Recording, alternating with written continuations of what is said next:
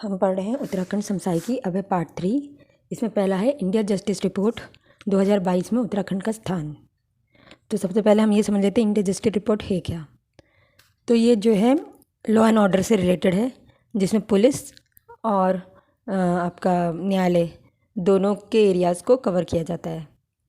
और जो India justice report है ये टाटा समूह, टाटा ट्रस्ट के द्वारा लॉन्च की गई थी इन द ईयर 2019। तो ये अपनी रिपोर्ट हर साल देते हैं 2019 से 2019, 20, 21, 22। तो इस तरह से अभी तक 4 साल हो गए हैं। इंडिया जस्टिस रिपोर्ट 2022 इस साल उत्तराखंड का आया है। तो उत्तराखंड जो है कौन से समूह में डाला गया है, यहाँ पे जो 2 स्टेट्स हैं, एक है बड़े राज्य, एक है छोटे राज्य। तो उत्तराखंड, और जो इसमें राज्य का डिवीज़न है वो साइज़ वाइज नहीं है, पॉपुलेशन वाइज है। तो उत्तराखंड जो है बड़े राज्यों में शामिल किया गया है, जहाँ पे पॉपुलेशन कितनी है, 1 करोड़ से अधिक। तो जिन आपके स्टेट्स में पॉपुलेशन 1 करोड़ से अधिक है, वैसे जो है भारत में 18 राज्य हैं। तो उन 18 राज्यों में उत्तराखंड की 14वीं पोजीशन आई है। कौन सी पोजीशन आई है? 14वीं, 14th प्लेस उत्तराखंड ने ओवरऑल अचीव करी है in India justice report out of 18 states. और 2020 में जो थी हमारी 15वीं रैंक थी। तो एक तरह से हमने एक रैंक में इम्प्रूवमेंट करी है। और जो बड़े राज्य हैं जैसे राजस्थान, बिहार, पश्चिम बंगाल, यूपी, इनकी जो रैंक है ये उत्तराखंड से नीचे है। अब है उत्तराखंड के अलग अलग जो पैरामीटर्स है उसमें क्या मार्क्स हैं, तो वो देखें तो उत्तराखंड की जेलों की व्यवस्था के मामले में आखिरी रैंक है। बड़े राज्यों में सबसे नीचे है उत्तराखंड में जेलों के प्रबंधन से रिलेशन में। पुलिस, न्यायिक व्यवस्था और न्यायिक सहायता प्रदान करने के मामले में उत्तराखंड की रैंकिंग सुधरी है, लेकिन जेलों के प्रबंधन के मामले में राज्य का प्रदर्शन बाकी राज्यों से खराब है। रिपोर्ट के अनुसार 1 करोड़ से अधिक की आबादी वाले 18 राज्यों में उत्तराखंड की अंतिम रैंक है। क्या रैंक है? लास्ट 18th ही है। और 2020 में भी हमारी जो थी 18 ही थी। नोट, तमिलनाडु की पहली रैंक है और वहीं यूपी की 17th है। तो ये जेल के प्रबंधन में लास्ट नंबर पे जो है उत्तराखंड है और सेकंड लास्ट पे यूपी है। और सबसे अच्छा जो प्रबंधन है वो तमिलनाडु का है। फिर हम वहीं पुलिस व्यवस्था में उनकी रैंकिंग देखें कि पुलिस कितनी सजग है, तो हमारी जो है उसमें रैंक 5th है, ये काफ़ी अच्छी है। और वहीं तेलंगाना नंबर 1 पे है। और इसके बाद है न्यायपालिका। अब हम यूपी की भी बात करें तो यूपी की जो है 15वीं रैंक है। ठीक है। तो उत्तराखंड इंडिया जस्टिस रिपोर्ट के हिसाब से जेल के प्रबंधन में उत्तराखंड की 18वीं रैंक है। और पुलिस में जो है उत्तराखंड की 5वीं रैंक है। यूपी की जो है जेल प्रबंधन में 17वीं रैंक है। और पुलिस रैंकिंग में जो है इनकी 15वीं रैंक है। न्यायपालिका में हमारी जो है 8वीं रैंक है। पहले हमारी 13वीं थी, अब 8वीं है। और न्यायपालिका में जो है तमिलनाडु फर्स्ट स्थान पे है। तो तमिलनाडु जो है जेलों के प्रबंधन में भी फर्स्ट है और आपकी न्यायपालिका में भी फर्स्ट है। और वहीं तेलंगाना पुलिस में फर्स्ट है। कानूनी सहायता में भी उत्तराखंड की जो है 8वीं रैंक है। तो कानूनी सहायता और न्यायपालिका दोनों में हमारी 8वीं रैंक है। और कानूनी सहायता मामले में जो झारखंड टॉप में है और उत्तर प्रदेश सबसे आखिरी, मतलब 18वें स्थान पे है। कानूनी सहायता में यूपी लास्ट है 18 में। फिर 18 राज्यों का अगर हम ओवरऑल रैंकिंग देखते हैं तो शुरुआत के टॉप 5 स्टेट्स कौन से हैं, तो कर्नाटका नंबर 1 पे। कर्नाटका मतलब बैंगलोर वाला एरिया। ठीक है। कर्नाटका नंबर 1 पे, तमिलनाडु 2, 3 पे है तेलंगाना। ठीक है। 1 पे कौन है? कर्नाटका, तमिलनाडु, तेलंगाना, गुजरात। 4th पे है गुजरात, 5 पे आंध्र प्रदेश। तेलंगाना आंध्र प्रदेश से लगा होता है तो आंध्र प्रदेश पीछे रह गया। 5वें पे आंध्र प्रदेश, तेलंगाना 3rd पे है। नंबर 1 पे कौन है? नंबर 1 पे है आपका कर्नाटका। नंबर 1 पे कौन है? नंबर 1 पे है कर्नाटका। नंबर 2 पे है आपका तमिलनाडु। नंबर 3 पे तेलंगाना। नंबर 4 पे गुजरात और नंबर 5 पे आंध्रा। छोटे राज्यों में देखें तो छोटे राज्यों में सिक्किम अव्वल है और हिमाचल प्रदेश जो हमारा पड़ोसी है वो 6ठे रैंक पे है। अब आगे है मुख्यमंत्री मेधावी छात्रवृत्ति योजना। उत्तराखंड मेधावी छात्रवृत्ति योजना जो है ये 10वीं और 12वीं की परीक्षाओं में 90% से अधिक अंक लाने वाले छात्र छात्राओं को सरकार जो है हर महीने 2000 रुपये की छात्रवृत्ति देगी। और वित्त विभाग से इसकी मंजूरी मिल चुकी है। प्रदेश में सरकारी स्कूल में पढ़ने वाले बच्चों में छात्र छात्राओं में प्रतिस्पर्धा की भावना को बढ़ाने और ड्रॉप आउट को कम करने के लिए मुख्यमंत्री मेधावी छात्रवृत्ति योजना स्टार्ट की गई है। बजट में करीब 70 करोड़ रुपए की व्यवस्था है। परीक्षा के आधार पर मेरिट में आने वाले 10% छात्रों को छात्रवृत्ति दी जाएगी। इस तरह 11वीं के छात्र छात्राओं को भी परीक्षा के आधार पर मेरिट में आने पर छात्रवृत्ति दी जाएगी। उत्तराखंड बोर्ड की 10वीं व 12वीं की छात्र छात्राओं का बोर्ड परीक्षा में मिले अंकों के आधार पर चयन किया जाएगा। शिक्षा महानिदेशक ने कहा है इसके लिए बजट में करीब 70 करोड़ रुपए की व्यवस्था की गई है। तो कितने रुपए की व्यवस्था की गई है? 70 करोड़ रुपए। तो ये क्या है? मुख्यमंत्री मेधावी छात्र योजना। तो हम देख सकते हैं कि दो योजनाएं हैं। एक है मुख्यमंत्री उच्च शिक्षा मेधावी छात्रवृत्ति प्रोत्साहन योजना, जो हमने पहले पढ़ा था। वो क्या थी? मुख्यमंत्री उच्च शिक्षा मेधावी छात्रवृत्ति प्रोत्साहन योजना। और ये क्या है? मुख्यमंत्री मेधावी छात्रवृत्ति योजना। तो कितना डिफरेंस है? एक है मेधावी छात्रवृत्ति योजना, मुख्यमंत्री आगे लगा दो, मुख्यमंत्री मेधावी छात्रवृत्ति योजना, और एक है मुख्यमंत्री मेधावी उच्च शिक्षा, मुख्यमंत्री उच्च शिक्षा। ठीक है, पहला क्या है? मुख्यमंत्री मेधावी छात्रवृत्ति योजना, और अगला क्या है? मुख्यमंत्री उच्च शिक्षा मेधावी छात्रवृत्ति प्रोत्साहन योजना। तो प्रोत्साहन वर्ड भी यूज़ हो गया है। तो फिर से हम नाम को एक बार समझ लेते हैं। ये जो नाम है 10th और 12th के बच्चों के लिए क्या है? मुख्यमंत्री मेधावी छात्रवृत्ति योजना। क्या है इसका नाम? 10th और 12th बच्चों के लिए मुख्यमंत्री मेधावी छात्रवृत्ति योजना। देखो दोनों जगह मेधावी छात्र की बात हो रही थी, मेधावी छात्र याद रखना है। तो क्या है? मुख्यमंत्री मेधावी छात्र योजना, ये नॉर्मल वाला है। और जो स्नातक के लिए और पोस्ट ग्रेजुएट के लिए है वो क्या है? मुख्यमंत्री उच्च शिक्षा मेधावी छात्रवृत्ति प्रोत्साहन योजना। तो ये हो गया डिफरेंस दोनों में। तो मुख्यमंत्री मेधावी छात्रवृत्ति योजना में क्या है कि मेरिट के आने वाले शुरू के 10 बच्चों को 10% बच्चे को जो है छात्रवृत्ति दी जाएगी। वहीं उच्च शिक्षा में क्या है? उच्च शिक्षा में तो सीधी सी बात है, क्लास में फर्स्ट सेकंड थर्ड जो आ रहे हैं और 75% उनका अटेंडेंस होना चाहिए और 60% से अधिक के अंक आने चाहिए, तो उनको फिर पैसे मिलेंगे। फिर है सीएम धामी ने किया प्रदेश के पहले हेल्थ एटीएम का लोकार्पण, और ये कहाँ हुआ है? ये जो है सचिवालय में हुआ है। तो ये सचिवालय में लॉन्च हुआ है हेल्थ एटीएम। हेल्थ एटीएम के जरिए एक बूंद खून से 30 सेकंड के भीतर 72 तरह की जांचें की जा सकती हैं। मुख्यमंत्री पुष्कर सिंह धामी ने 6 हेल्थ एटीएम और 40 ट्रू नेट मशीनों का लोकार्पण किया है। 6 हेल्थ एटीएम है अभी और 40 ट्रू नेट मशीनें हैं।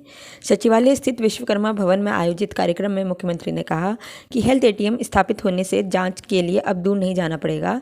चारधाम यात्रा में देश दुनिया के आने वाले पर्यटकों को बेहतर सुविधा देने के लिए यात्रा मार्ग पर हेल्थ एटीएम स्थापित किए जाएंगे।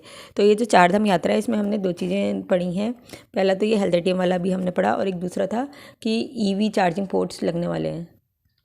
तो कि अगर कोई इलेक्ट्रॉनिक कार व्हीकल से जाता है तो हर 30 किलोमीटर में एक चार्जिंग पोर्ट चारधाम यात्रा में लगेंगे। अब है इंडियन रिस्पॉन्सिबल टूरिज़्म अवार्ड 2023 में उत्तराखंड स्टेट्स पे है। क्या है? रिस्पॉन्सिबल टूरिज़्म, कीवर्ड है रिस्पॉन्सिबल टूरिज़्म अवार्ड 2023। इसमें उत्तराखंड स्टेट्स पे रहा। तो ये कहाँ हुआ है? ऊटी में ऑर्गेनाइज हुआ था India responsible tourism award Ooty में। और 17 मार्च 2023 को आयोजित अवार्ड समारोह में प्रदेश के विभिन्न होम स्टे, गेस्ट हाउस एवं होटलों को रिस्पॉन्सिबल टूरिज़्म की विभिन्न श्रेणियों में पुरस्कृत किया गया। तो ये जो रिस्पॉन्सिबल टूरिज़्म है किससे रिलेटेड है? हॉस्पिटैलिटी से रिलेटेड है, और होटल्स की बातें हो रही हैं, मतलब जहाँ पे स्टे हो रहा है। तो होम स्टे है उत्तराखंड में चलता, गेस्ट हाउस और होटल्स। तो इसमें विभिन्न श्रेणियों में जो है हमको पुरस्कार मिला है। पुरस्कार किसने दिया है? तमिलनाडु के सीएम कौन है? MK. Stalin. Very important, Tamil Nadu के सीएम कौन है? एम.के. स्टैलिन। तो उन्होंने ये पुरस्कार दिए हैं। पर्यटक सुविधाओं में अग्रणी भूमिका निभाते हुए इन होम स्टेज में चंबा स्थित H2O हाउस को गोल्ड मेडल मिला है। भीमताल स्थित द स्ट्रीट को सिल्वर मेडल मिला है, पुरस्कृत किया गया है। पौड़ी गढ़वाल में इसोती स्थित ones to watch home stay को भी बेहतरीन प्रवास प्रदान करने के लिए पुरस्कृत किया गया है। वहीं गेस्ट हाउस और B&B श्रेणी में लेंसीडाउन के उलार गेस्ट हाउस को गोल्डन मेडल और प्रीमियम होटल को श्रेणी में ऋषिकेश के आचार्य ऑन द गंगा को अवार्ड दिया गया है। इसके अतिरिक्त दून घाटी की प्राकृतिक और सांस्कृतिक विरासत के संरक्षण में अग्रणी भूमिका निभाने वाले लोकेश ओहरी को सस्टेनेबिलिटी चैंपियन पाथ फाइंडर का पुरस्कार दिया गया है। तो इसमें जो इम्पोर्टेंट है बहुत, मुझे ये लग रहा है कि इनका नाम लोकेश और हरी, इन्हें सस्टेनेबल चैम्पियंस पाथ फाइंडर का पुरस्कार दिया गया है। लोकेश ओरी को सस्टेनेबिलिटी चैम्पियंस पाथ फाइंडर का पुरस्कार। तो इंडियन रिस्पॉन्सिबल टूरिज्म अवार्ड था, इसमें जो है होम स्टेज को गोल्ड और सिल्वर मेडल मिला है, और हमारे जो गेस्ट हाउसेज हैं उनको भी गोल्ड सिल्वर मिला है, और एक लोकेश ओरी हैं जिनको जो है सस्टेनेबिलिटी चैम्पियन पाथ फाइंडर का अवार्ड मिला है, सस्टेनेबिलिटी चैम्पियन पाथ फाइंडर। और ये अवार्ड्स हुए कहाँ था, ऊटी में हुआ था, और M.K. स्टैलिन ने दिया इंडियन सस्टेनेबिलिटी टूरिज्म अवार्ड। अब केंद्रीय मंत्री ने किया देवस्थल में एशिया के सबसे बड़े 4 मीटर अंतर्राष्ट्रीय लिक्विड मिरर टेलीस्कोप का उद्घाटन। ये देवस्थल कहाँ है, मनेरा एरीज का पार्ट है, और मनेरा पीक के पास है, और क्या कहते हैं, सबसे बड़ा अपर्चर है ये एशिया का, 4 मीटर है इसका, और 5 कंट्रीज़ के योगदान से ये बना था, और जिसमें उज्बेकिस्तान, पोलैंड, बेल्जियम, कनाडा और भारत है।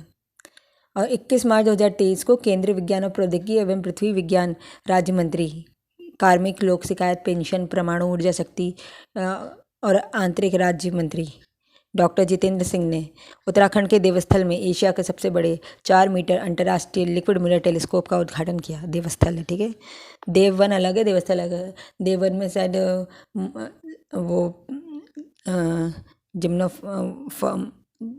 क्रिप्टोग्राम कोई फन पार्क लगा है, और वहीं जो है देवस्थल में क्या है, देवस्थल में लिक्विड मिरर टेलीस्कोप लगा है 4 मीटर अपर्चर का। गौरतलब है कि ILMT पहला ऐसा तरल लिक्विड टेलीस्कोप है जिसका विशेष रूप से खगोलीय अवलोकन के लिए डिज़ाइन किया गया है।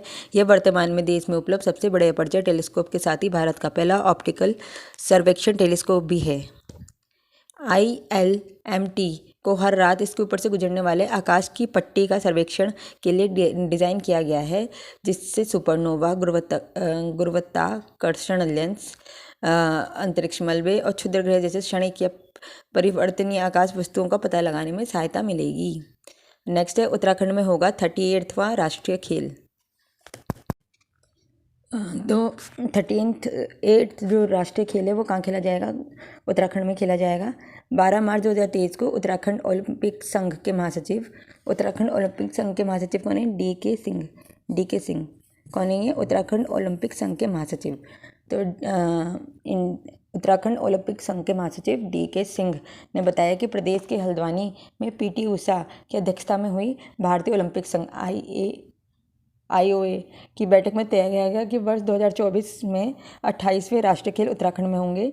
विदित हो कि भारतीय ओलंपिक संघ की हाल ही में PT उषा पहली महिला अध्यक्ष के रूप में नियुक्त हुई हैं। तो IOA की पहली महिला अध्यक्ष कौन बन गई हैं, PT उषा। भारतीय ओलंपिक संघ की स्थापना 1927 में हुई थी, और भारतीय ओलंपिक संघ की स्थापना कब हुई थी, 1927। तो इतने छोटे से पैराग्राफ में हमें कितना सारा GK मिला है, ये देखो। पहली बात ये है कि 38 नेशनल गेम कहाँ खेला जा रहा है, उत्तराखंड में खेला जाएगा 2024 में। तो अभी इस वर्ष का 2023 का कौन सा रहा होगा, वो 37 रहा होगा, और वो कहाँ खेला जा रहा है, गोवा में खेला जा रहा है। और इसमें हमें दूसरी चीज़ पता चली कि उत्तराखंड ओलंपिक्स एसोसिएशन के हेड DK सिंह हैं उत्तराखंड, जैसे इंडिया ओलंपिक एसोसिएशन है वो टॉप का हो गया, फिर हर स्टेट का अपना एक ओलंपिक एसोसिएशन होगा। तो उत्तराखंड का ओलंपिक एसोसिएशन के DK सिंह हैं, और इंडिया ओलंपिक एसोसिएशन की हेड कौन है, वो हैं आपकी PT उषा। और अभी इन लोगों की जो थे मीटिंग हुई थी, हल्द्वानी में बैठक हुई थी, जहाँ पे ये डिसाइड किया गया था कि उत्तराखंड में होगी। अब हम IOA की बात कर रहे हैं, तो IOA बना कब था, तो 1927 में IOA का गठन हुआ था। फिर हल्द्वानी में खुलेगा उत्तराखंड का पहला खेल विश्वविद्यालय। उत्तराखंड का पहला खेल विश्वविद्यालय हल्द्वानी में स्थापित किया जाएगा। पुष्कर सिंह धामी ने इसकी सैद्धांतिक स्वीकृति दे दी है। अब साथ ही खेल विश्वविद्यालय के एक्ट, नियमावली आदि बनने के संबंध में भी निर्णय लिया गया है। विदित होगी वर्ष 2024 में उत्तराखंड में राष्ट्रीय खेलों का आयोजन होने वाला है। फिर प्रदेश में 17 शिक्षकों को मिलेगा शैलेश मटियानी राज्य शिक्षा पुरस्कार। 2 मार्च 2023 को मीडिया की जानकारी के अनुसार उत्तराखंड में शिक्षा के गुणात्मक सुधार के लिए 17 शिक्षकों को, 17 है, ठीक है, कितने शिक्षकों को मिला जा रहा है, तो 17 शिक्षकों को मिल रहा है शैलेश मटियानी पुरस्कार। और शैलेश मटियानी पुरस्कार कब से दिया जा रहा है, सन 2009 से दिया जा रहा है शैलेश मटियानी राज्य शैक्षिक पुरस्कार। अब प्रदेश की 2 महिलाएं सरपंच को स्वच्छ सुजल शक्ति सम्मान 2023 से चयन किया गया। तो ये 2 महिला कौन है, बागेश्वर की है कविता देवी, बागेश्वर की कविता देवी, और देहरादून की हैं निकिता चौहान। तो ये 2 महिला सरपंच कौन है? बागेश्वर की कविता जोशिनी देवी, बागेश्वर की कविता देवी और देहरादून की निकिता चौहान।